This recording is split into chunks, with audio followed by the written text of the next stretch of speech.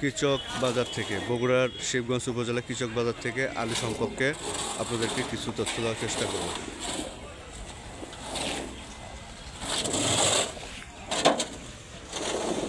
ভাই আসসালামু আলাইকুম।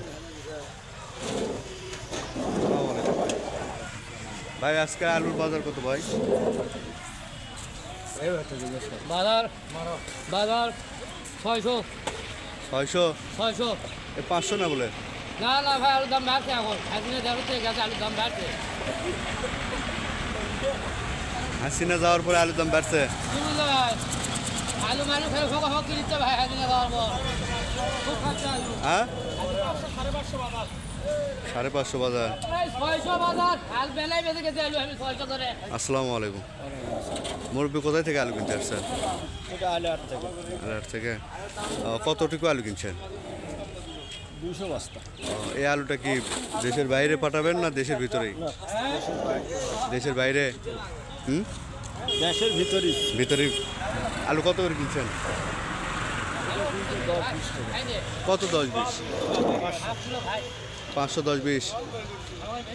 তো বাজার এত খারাপ হওয়ার কারণ? আপনিও তো একজন কৃষক না, পাশাপাশি একজন ব্যবসায়ী, আপনি কি এই বাজার নিয়ে সন্তুষ্ট?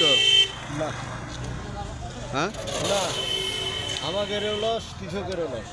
তো কি ধরনের বাজার দাম হলে আপনি আশা করেন যে ভালো হবে? 1000-1200 টাকা থাকলে কৃষকেরও লাভ হবে, গাড়িস্থকেরও লাভ ভালো হবে না? তো এই 500 টাকা নিয়ে তো তাহলে বিশাল ক্ষতি, কারণ অর্ধেক দাম নেই। হ্যাঁ। তো এটার কারণ কি এত খারাপ হওয়ার কারণ?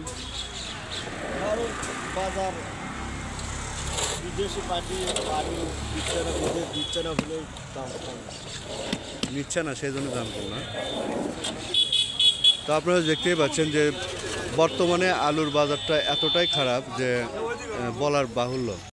সরকার যদি বেশি বেশি যদি বিদেশ পাঠায় তাহলে কৃষকও বাঁচবি, ব্যবসায়ী বাঁচবি। মানে বেশি বেশি রপ্তানি করতে হবে। আর যদি সিন্ডিকেট থাকে অবশ্যই মনে হয় ভোক্তা অধিকারের নজরদারি প্রয়োজন। আপনারা যা মনে করেন?